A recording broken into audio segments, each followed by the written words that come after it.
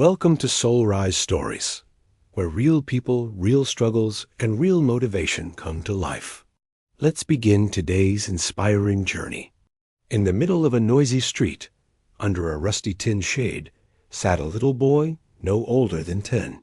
His name was Samir. He wasn't holding a toy, a book, or a phone.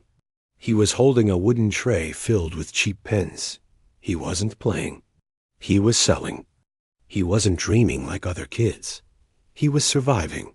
Every morning, Samir would wake up before sunrise, help his mother with chores, and then rush to the local market.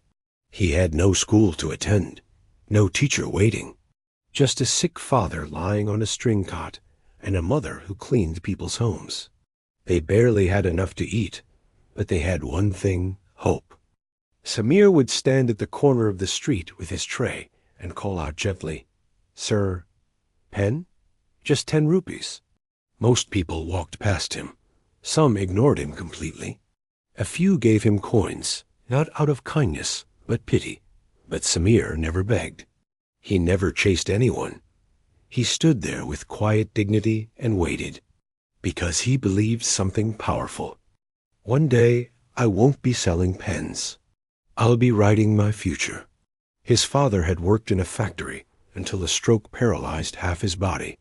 His mother, despite being exhausted from long hours of cleaning, always told Samir, "You're not meant to stay in this struggle forever, beta. Just keep going."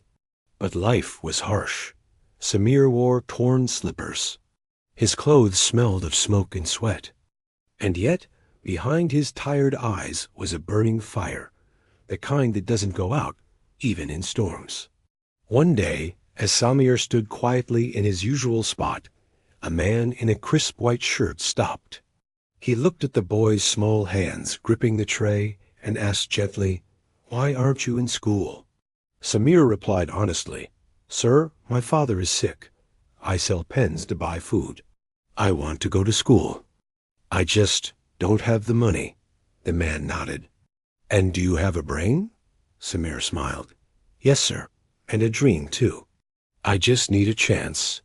That line hit the man hard. He was a retired professor from the city. That evening, he returned with 3 old textbooks and said, "Read these. If you impress me, I'll send you to school." That night, Samir didn't sleep. He read under the dim light of a nearby street lamp, turning each page slowly. He didn't understand every word, but he refused to stop. 1 week later, Samir met the professor and explained an entire history chapter, not just the facts, but the emotions, the reasons, the consequences. The professor smiled and said, "You're not just smart. You're hungry. That's what makes you powerful." And just like that, Samir's journey changed. He got admitted into a government school.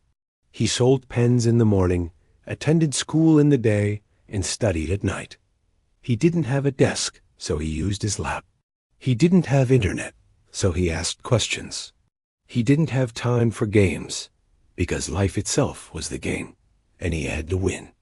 Samir began topping his class. He won debate competitions. He read books at public libraries. He watched successful people on borrowed phones and learned everything he could about business, marketing, leadership, anything that would take him forward. One day, during a school function, he stood on stage and said, "I used to sell pens. Now I write my own destiny." The crowd erupted in applause. Samir went on to study business through scholarships.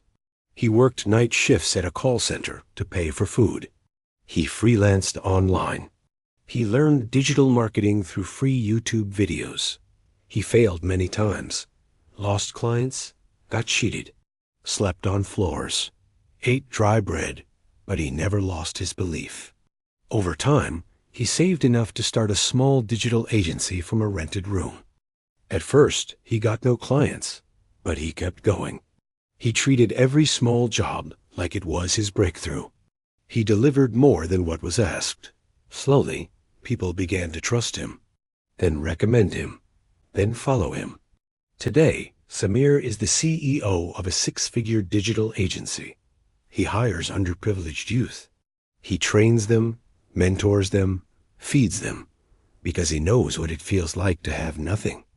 In his office, behind his chair, hangs a wooden tray, the same one he once used to sell pens.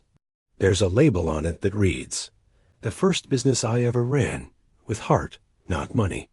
Samir is now invited to speak in schools, on podcasts, and even startup panels. But he never acts superior. He always starts by saying, "If a street boy like me can do it, so can you."